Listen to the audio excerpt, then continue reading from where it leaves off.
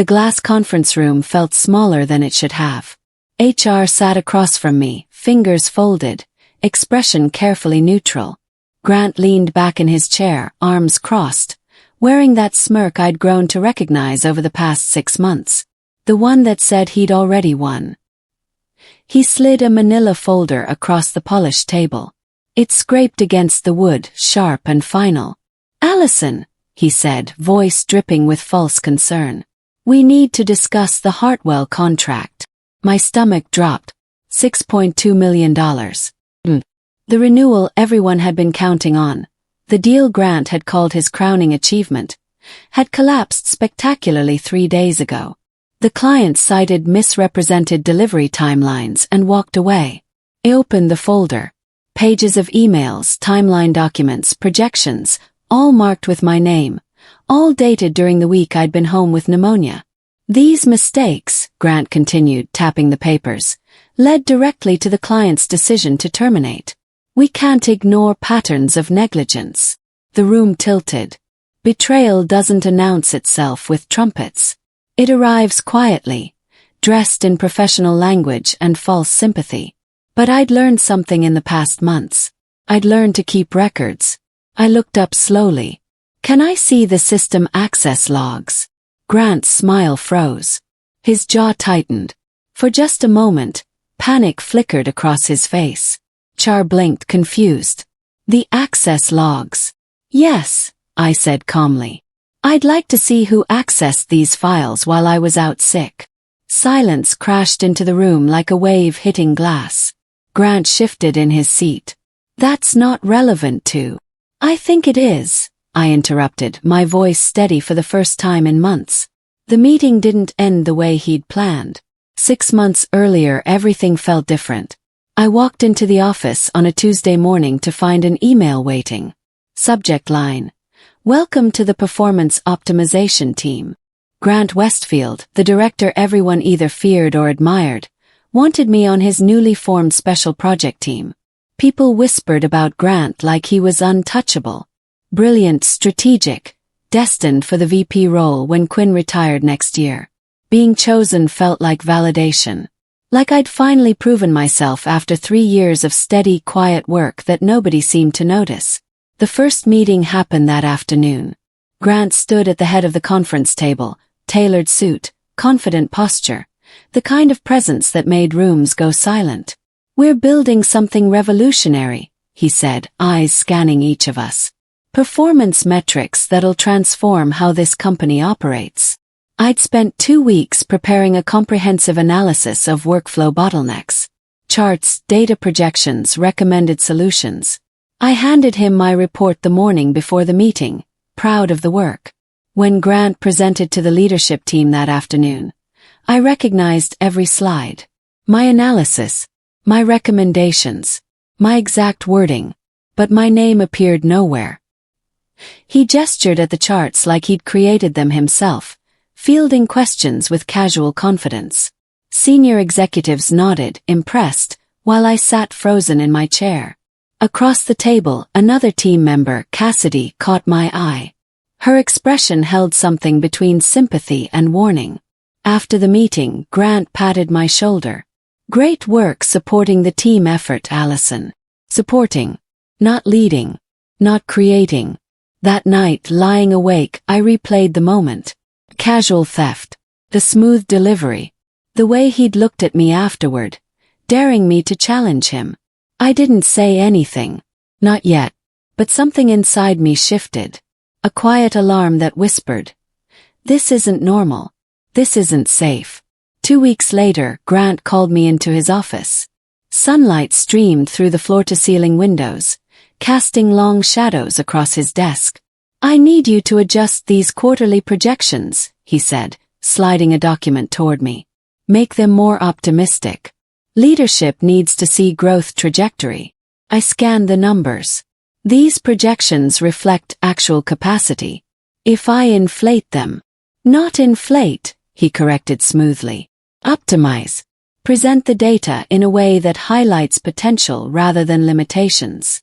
"That's not accurate," I said carefully. His smile didn't reach his eyes. Accuracy is subjective, Allison. Perspective matters more than you think. I took the document back to my desk, staring at the numbers until they blurred. Every instinct screamed that changing them was wrong. Dangerous, even. I refused. Politely, professionally, but firmly. Grant accepted my decision with unsettling calm. I respect your principles, he said. Let's move forward. That night I checked the shared drive before leaving. The metrics table had been updated. The numbers Grant wanted appeared exactly as he'd requested, my name still attached as the analyst. My hands went cold. Someone had accessed my file and made changes without permission. Without my knowledge. Under my credentials. I immediately saved the original version to a personal folder, then backed it up on a flash drive I kept in my desk drawer. My instinct whispered louder now. Keep everything. Trust nothing. Grant's behavior became a pattern I couldn't ignore. In leadership meetings he praised me publicly, calling me sharp, dedicated, invaluable to the team. But privately, in his office or through late-night Slack messages, he criticized everything. You're too cautious. You need to trust my direction more. Why are you always questioning decisions? The whiplash left me constantly off balance, never sure which version of Grant I'd encounter. Other team members noticed. Cassidy started bringing me coffee without asking, a silent gesture of solidarity. Another coworker, Felix, warned me quietly one afternoon. He does this. Builds people up, breaks them down, controls the narrative. I started documenting everything. Screenshots of messages, timestamps of meetings, copies of original files before they mysteriously changed. I didn't know why yet, didn't have a clear plan, but something deep inside me understood. Evidence would matter. Eventually I'd need proof. Late nights became routine. Grant expected immediate Slack responses at midnight, demanded revisions on weekends, scheduled calls during lunch breaks. Boundaries dissolved until work consumed everything. My apartment felt like a waiting room between shifts. I'd collapse into bed fully clothed, alarm set for 5 hours later, barely dreaming before starting again. One evening, leaving the office at 9, I overheard Grant's voice drifting from the break room. He was laughing with another director, voice carrying through the empty hallway. You just have to keep certain people in their place, he said. Make them dependent on your approval. They'll work twice as hard for half the recognition. I stood frozen outside the door, my bag heavy on my shoulder. That was the moment I stopped trying to impress him. Stopped hoping he'd notice my effort or reward my loyalty. I started watching him instead. Observing patterns. Cataloging behaviors. Preparing. Rumors circulated like smoke through office hallways. Quinn, the current VP, would retire at year's end. Leadership was already positioning someone for the role. Grant's name surfaced everywhere. Conversations stopped when he entered rooms. People deferred to him with increasing frequency. Even executives sought his opinion on decisions that previously lived above his level. Cassidy confirmed what I'd suspected. He's been grooming himself for this, she whispered over lunch. Every project, every success story, it's all strategic positioning. Suddenly everything made sense. The stolen credit, the manufactured metrics, the careful image construction. Grant wasn't building a team. He was building a platform. And anyone who threatened his narrative became disposable. I started locking down my work files, creating shadow copies, tracking every edit, every change, every access point. Felix noticed my diligence. Smart, he said quietly. Document everything. Why? I asked, though I already knew. Because when he needs someone to blame, Felix said. He'll have a story ready. You'll need one too. That weekend, I organized 6 months of records into chronological folders. Original files, edited versions, access logs, message threads. Everything labeled with dates and timestamps. Felt paranoid, obsessive, but deep down I knew. I was preparing for war. The Hartwell contract changed everything. A massive client, 7-year relationship, multi-million-dollar annual renewals. Their upcoming negotiation represented Grant's biggest opportunity to prove executive-level capability. He announced it during a team meeting, voice brimming with confidence. "This renewal is my legacy project. We're going to secure not just 1 year, but a 5-year extension." He assigned me to compile all historical timeline data, delivery records, performance metrics. Weeks of work synthesizing years of information into digestible presentations. I built comprehensive spreadsheets showing realistic delivery windows based on actual capacity. Conservative estimates grounded in data. Then Grant scheduled a private strategy meeting with the Hartwell executives. Without me. Without the team. Just him and the client. "What did you discuss?" I asked afterward. "Aspirational positioning," he said cryptically. "Setting expectations that inspire confidence." Something in his tone felt wrong. 2 days later I saw the meeting notes. Grant had promised delivery timelines 50% faster than our documented capacity. He'd committed to deadlines our team couldn't possibly meet without sacrificing quality or burning out completely. I confronted him carefully. "These numbers aren't realistic. The data shows." "The data shows limitations," he interrupted. "I'm showing potential. We'll adjust as needed." "Adjust how?" His smile was cold. "That's my concern, not yours." That night I checked the shared drive. The timeline file I'd created, grounded in realistic projections, had been replaced. New numbers appeared, impossibly optimistic, my name still attached as the primary analyst. I downloaded the system backup immediately. Hidden metadata showing who edited what and when. Grant's username appeared on every change. I got sick in late September. Real sick, not the kind you push through with coffee and determination. Pneumonia settled into my chest, fever spiking to dangerous levels, barely able to stand without the room spinning.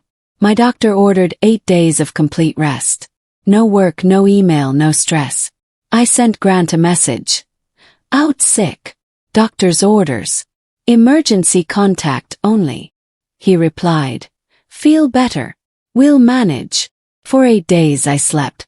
Actually slept, without my phone buzzing, without anxiety pulling me awake at 3 in the morning.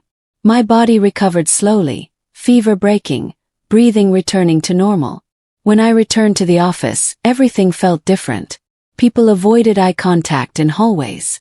Conversations stopped when I approached. Cassidy hugged me tightly, whispering, "I'm glad you're okay." Grant appeared overly cheerful. Too cheerful. "Allison. Finally back. We missed you." His enthusiasm felt rehearsed. Artificial. I logged into my computer and checked the shared drive. The Hartwell timeline file had been updated 17 times during my absence. Massive changes, structural overhauls, entire sections rewritten. All time-stamped during the 8 days I was home, unable to work. All still showing my credentials as the editor. My hands went cold. My breathing shallow. I immediately accessed the hidden system backups, the kind IT maintains automatically but most people don't know exist.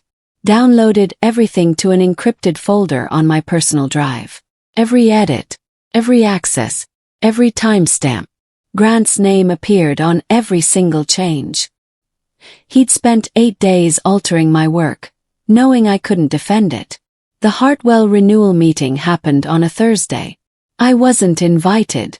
Grant presented alone, confident as ever, carrying the doctored timeline like it was gospel truth. He promised deliverables our team couldn't achieve. Committed to deadlines that defied reality. The client listened, nodded, asked clarifying questions. Then they walked away. Not gradually. Not with polite excuses. They terminated the entire relationship immediately, citing fundamental misrepresentation of operational capacity and deliberate misalignment with stated deliverables. $6.2 million.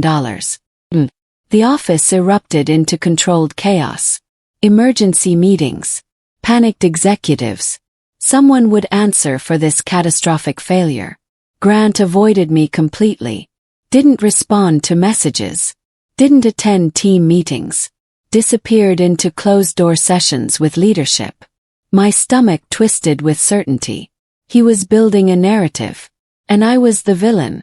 Cassidy confirmed it 2 days later. He's telling leadership you made critical errors. That your analysis was flawed. That he tried to correct the timeline, but you insisted on your version. Every word a lie. Every accusation a carefully constructed fiction. But I had something Grant didn't know about. I had the truth. Timestamp. Documented. Undeniable. My badge access changed overnight. Suddenly I couldn't enter certain floors. Conference rooms I'd accessed for months now required special authorization I no longer possessed. Grant started questioning my recent performance, in carefully worded emails that felt rehearsed. Professional language designed to create a paper trail of incompetence. Felix pulled me aside one morning. He's preparing something. Be careful. I know, I said. Do you have documentation? Everything. He nodded slowly. Good.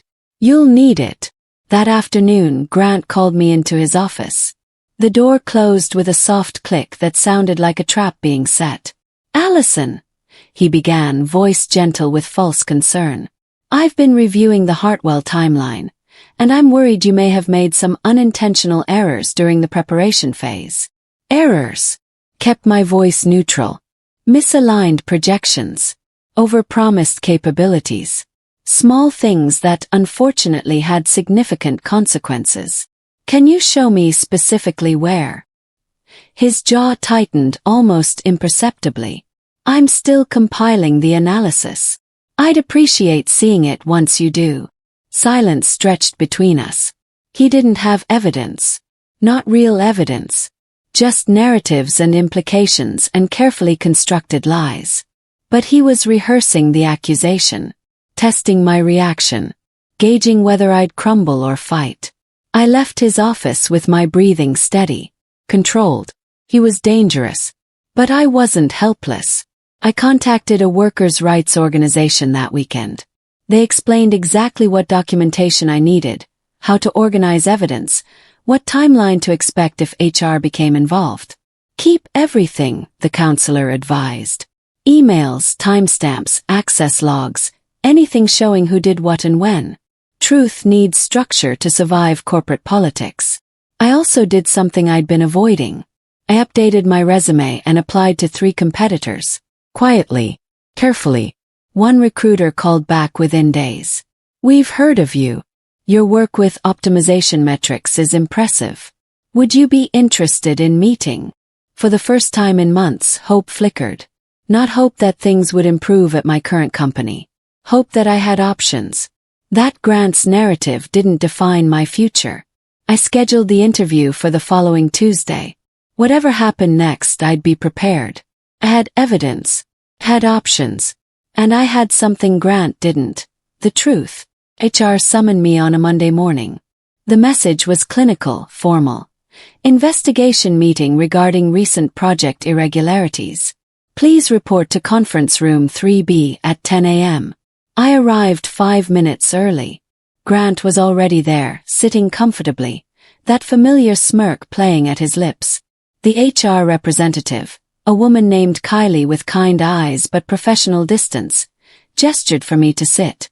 Grant opened the folder slowly, deliberately. Papers spread across the table like accusations. Emails, timeline documents, analysis reports, all marked with my name. All dated during the 8 days I was homesick. These mistakes, Grant said, voice heavy with practiced regret, directly contributed to the Hartwell contract collapse.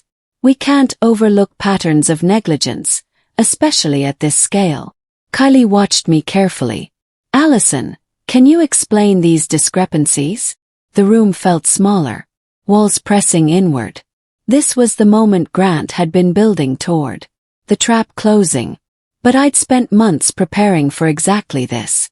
I looked at the documents, saw the dates, saw the setup. Then I looked up calmly. Can I see the system access logs? Grant's smile faltered. Just slightly. Just enough. Access logs. Kylie repeated. Yes. I'd like to see who accessed these files while I was out sick. The timestamps show edits during that week, but I was home with pneumonia. My doctor's note is in HR records. Kylie glanced at Grant. His jaw tightened. That's not relevant to, he started. I think it is, I interrupted, my voice steady. If someone edited my work using my credentials while I was unable to work, that's extremely relevant. Silence crashed into the room. Grant shifted uncomfortably. The access logs won't change the fact that errors occurred. They'll show who made those errors, I said quietly. Kylie straightened. I'll need to request the IT records. This meeting is paused pending that review. Grant's face drained of color. The meeting ended without resolution. Kylie dismissed us with professional efficiency, but I caught the shift in her expression. Suspicion. Grant stormed into my workspace an hour later, face flushed with barely controlled fury. You need to stop making this difficult, he hissed, voice low enough that nearby coworkers couldn't hear. I looked up from my computer. I haven't even started. His eyes widened slightly, then narrowed. You're making a mistake. No, I said calmly. You did. He left without another word. That afternoon I received an email from the competitor. We'd like to extend an offer. Please review the attached contract. I opened the attachment with trembling hands. Senior analyst position. 20% salary increase. Immediate start date available. I signed it before doubt could creep in. 2 weeks notice. Fresh start. Whatever happened with Grant, I was already safe. Now I could finish this properly. At home that evening, I pulled up the shadow copies I'd been maintaining for months. Every file, every edit, every access point, organized chronologically with metadata intact. The evidence was devastating. Grant's username appeared on every modification made during my sick leave. He deleted my original analysis, replaced it with impossibly optimistic projections, staged the falsified documents in folders designed to look like my work. He'd even created a private subfolder where he stored the manipulated files before publishing them, leaving a digital breadcrumb trail of premeditation. System timestamps showed him working at 2 a.m, methodically altering deliverable dates, inflating capacity numbers, rewriting my careful analysis into fantasy. It wasn't negligence. It was sabotage. I arranged everything into a presentation. Clean slides. Factual narration. Irrefutable evidence. Tomorrow I'd hand in my resignation. But first I'd make sure the truth survived. The CFO's office sent a company-wide notice Tuesday morning. Quarterly board review rescheduled. All team leads involved in major client relationships required to attend. Grant's response appeared in my inbox minutes later. Allison, you're not required at this meeting. I'll represent the team. Before I could respond, another email arrived. This one from the CFO's assistant directly to me. Your attendance is mandatory. The board specifically requested your presence. I watched Grant's face across the office floor. He'd seen the same message. His complexion went gray. Cassidy appeared at my desk. They know something's wrong. Leadership doesn't usually call analysts to board meetings. I know, I said quietly. Are you ready? I thought about the flash drive in my bag, the resignation letter in my folder, the new job contract already signed. Yes, I said. I'm ready. Grant tried 3 more times to convince me not to attend. First through email, then a phone call, finally cornering me near the elevators. Allison, please. Let's align our stories before Thursday. This doesn't have to be adversarial. There's no story to align, I said. Just facts. Facts are subjective depending on how you frame them. Not these facts. His voice dropped to something dangerous. You'll go down with me if you don't cooperate. I met his eyes steadily. I don't think I will. He stared at me, recognition finally dawning. He'd underestimated me. Assumed I'd stay quiet, stay compliant, stay afraid. I wasn't any of those things anymore. Thursday morning arrived with unseasonable cold. I dressed carefully, professional but confident, carrying only my laptop and a small flash drive. The boardroom was exactly as intimidating as expected. Long table, leather chairs, executives whose names I knew only from company newsletters. Grant sat near the head of the table, visibly nervous. Sweat beaded at his temples despite the air conditioning. The CFO, a sharp woman named Vivian, opened the meeting. "We're here to understand what happened with Hartwell. Grant, please walk us through the timeline." Grant stood, hands shaking slightly as he advanced his presentation. He showed carefully edited slides, a narrative that painted the contract collapse as unavoidable, market conditions shifting, client demands becoming unreasonable. He showed the doctored timeline, my name prominently displayed as the lead analyst. "Unfortunately," he concluded, "errors in the initial analysis led to misaligned expectations." Vivian looked at me. "Allison, do you have anything to add?" I raised my hand slowly. "Could we view the original timeline?" Grant's voice cracked slightly. "This is the original." "No," I said calmly. "This is the version created while I was out sick. The actual original shows different numbers." "That file no longer exists," Grant said quickly. Vivian frowned. "That can't be right. Our system archives everything." Pulled out my flash drive. "May I?" Silence fell as I connected the drive to the presentation system. The screen changed, showing a carefully organized folder structure. "This is the timeline I created," I began, voice steady.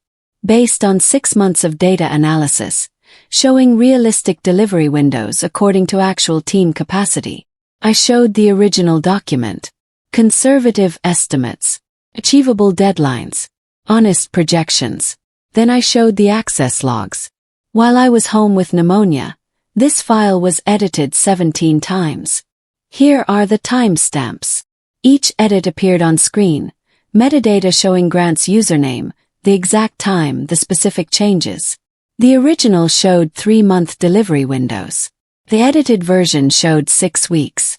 The original projected realistic resource allocation. The edited version promised triple output with the same team size. I advanced to the next slide. Here's the private folder where the altered documents were staged before publication.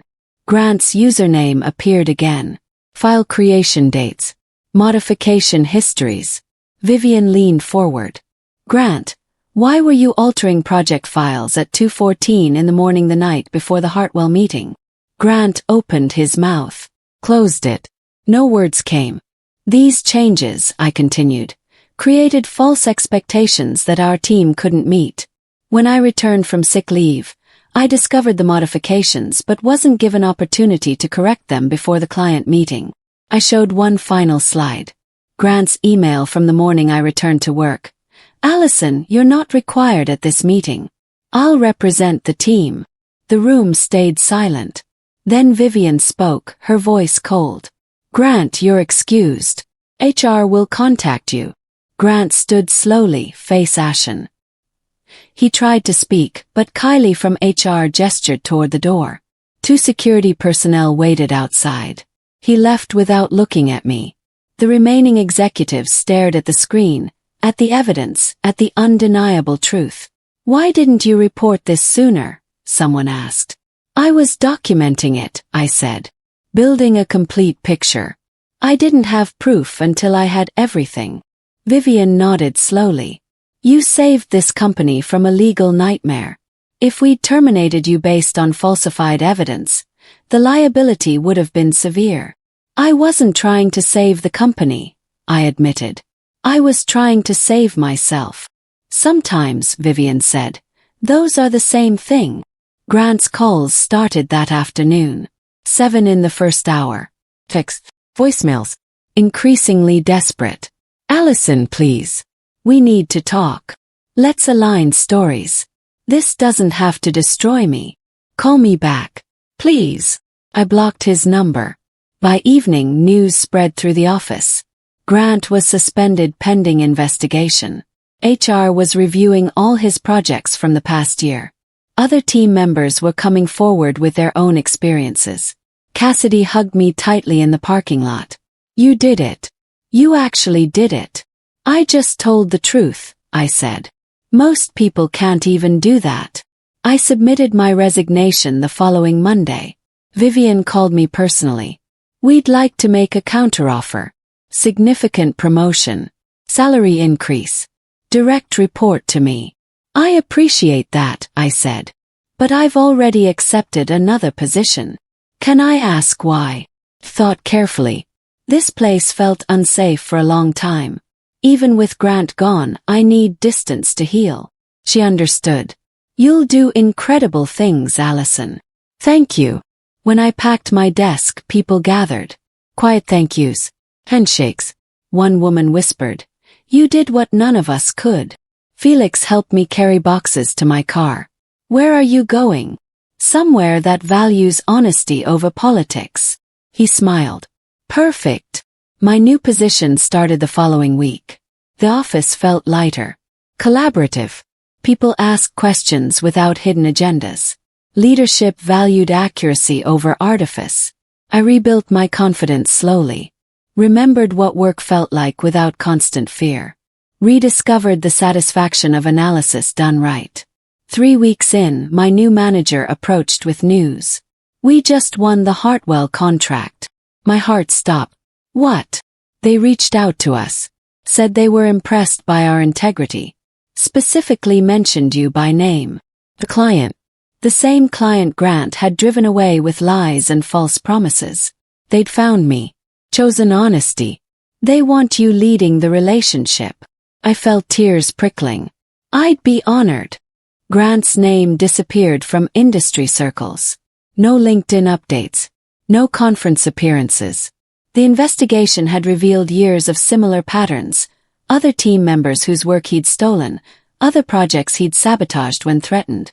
He wasn't just fired. He was unhireable. I felt no satisfaction in his destruction. No triumph. Just quiet closure. Justice hadn't required revenge. Just truth told at the right moment. 6 months later, I presented the Hartwell timeline to our board. This time the numbers were real. The projections honest. The delivery dates achievable. When I finished, the room applauded. Afterward, the CEO pulled me aside. "Thank you for bringing integrity to this relationship." "It's just good work," I said. "No," he corrected gently. "It's rare work. Never lose that." Sometimes former coworkers reach out. They ask how I did it. How I stayed calm. How I collected evidence without breaking. I tell them the truth. I was terrified. Every day. Every documentation session felt paranoid. Every saved file felt excessive. But fear didn't stop me. Guided me. When you can't trust your environment, you trust your records. When people won't protect you, you protect yourself. And when the moment comes, when the trap closes and the accusations fly, you have something they don't expect. Proof. I still have the flash drive. It sits in my desk drawer. A small reminder that truth survives when you preserve it. Grant taught me something valuable, though not what he intended. He taught me that silence isn't always weakness. Sometimes it's preparation. He thought I was quiet because I was afraid. But I was quiet because I was listening, watching, documenting. And when the time came, I had everything I needed. A year later, I received a message from Cassidy. Grant tried to join a consulting firm. They called me for a reference. "What did you say?" I told them the truth. That night, I looked out at the city lights from my apartment window. Peace felt different than I'd imagined. Not loud or triumphant. Just steady. It survived. Not by fighting harder or yelling louder, but by staying patient. By trusting that truth, properly preserved, eventually speaks for itself. Grant's career ended because he built it on lies. Mine continued because I built it on documentation. The difference wasn't talent. It was integrity. And sometimes that's the only difference that matters.